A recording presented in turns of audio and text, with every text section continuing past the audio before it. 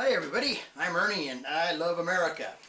You know, today I'm gonna kind of point this video at the Democratic Party. And actually it's sort of a plea, okay? I got a couple of days before the election and I just got a couple things I want to ask you Democrats. Not you liberals, but you Democrats. What I want to know is, what happened? When did you allow your party to be stolen and turned into a stagnant liberal bastion of hate and political correctness? And we need politicians and demagogues filled with anti-American, anti-growth, anti-production, and hate, the rich mentality. When did that happen? Did it start with the Clarence Thomas hearings way back when? Did it start with the Clinton presidency? Did it start before that, after that? When did you lose control of the grand old party, the good old Democratic Party of old? Remember when you were Kennedy Democrats filled with pride and patriotism and love of country? When waving the flag was a good thing? When it was all right to say God bless America? Or utter the word God any place you wanted to?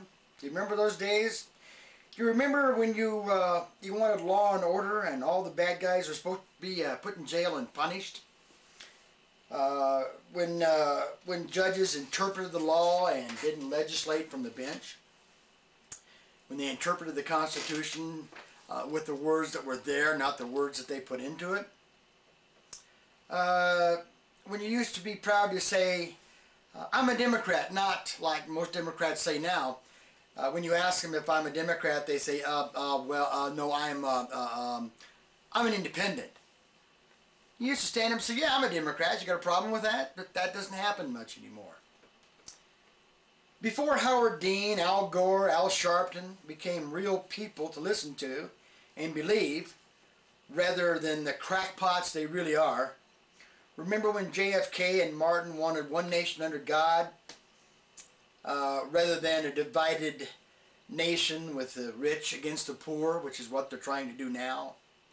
Remember when someone like Janine Garofalo, Tim Robbins and Susan Sarandon or Barbara Streisand were just singers and actors and not political geniuses? Remember the days when Nancy Pelosi and Harry Reid would have never gotten past the state level of politics? With people like, or when people like Barney Frank would have been laughed at instead of revered. When someone like Al Franken would have been run out of the country, out of town, for even thinking about what he wants to do now, run for Senate. The man's an ass. He was an ass, he's always been an ass. Remember when joking about politicians was fun? And it was funny on people like Johnny Carson, and not the vulgar, sick, and perverse as it is now.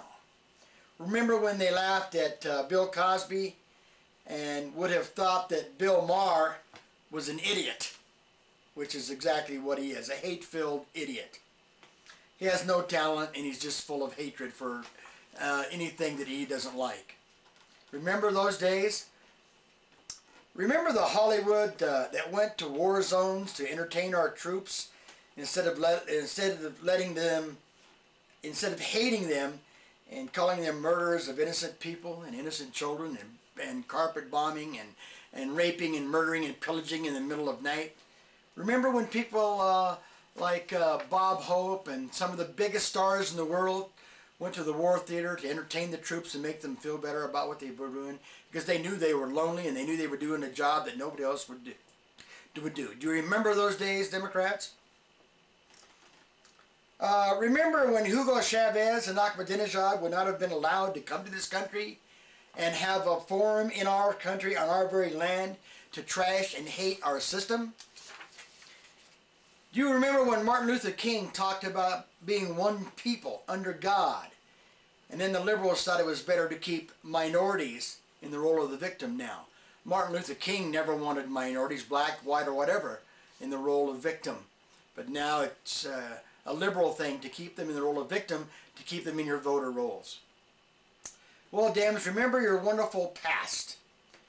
your past as leaders in the world. And as JFK and Martin would have said, don't let these Hollywood crazies and environmentalists tell you that as a party, don't let the left noodle brains like Michael Moore and Martin Sheen tell you America is a cruel and vicious land. Don't let Sean Penn tell you America is dead. Don't let the hatred of Harry Belafonte infect your conscience or your beliefs. Don't let Phil Donahue tell you that if it feels good, it must be okay.